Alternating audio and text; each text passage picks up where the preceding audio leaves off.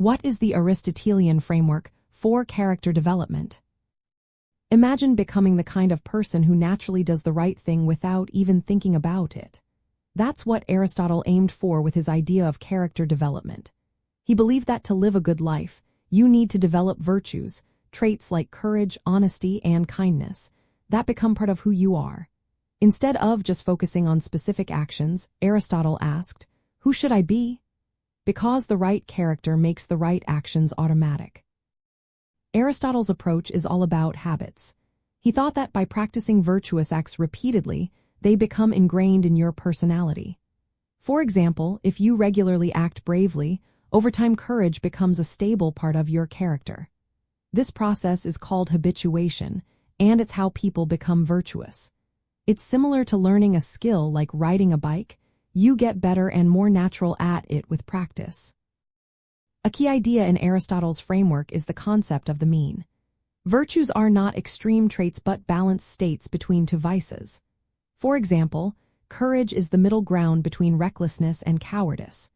Developing virtues means finding that balance in your emotions and actions. It's about learning to respond appropriately in different situations, which requires practical wisdom, or what Aristotle called phronesis. This wisdom helps you decide what the right thing to do is, depending on the circumstances.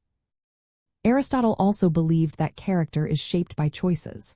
While some traits might be natural, your moral character is built through your decisions and experiences. Upbringing, education, and social influences all play a part. A person becomes virtuous not because they are born that way, but because they make conscious efforts to act rightly over time. Virtue is about harmony. Your desires align with your rational understanding of what is good.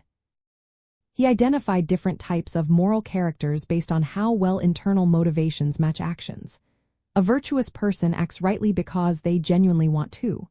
Someone who is continent can resist temptation and do the right thing even when it's hard. An incontinent person knows what's right but struggles to follow through. A vicious person chooses wrong deliberately, often without remorse. And a beastly person acts on base instincts, lacking moral awareness. In essence, Aristotle's framework for character development is about shaping who you are through consistent practice, guided by wisdom, to become a person who naturally acts with virtue.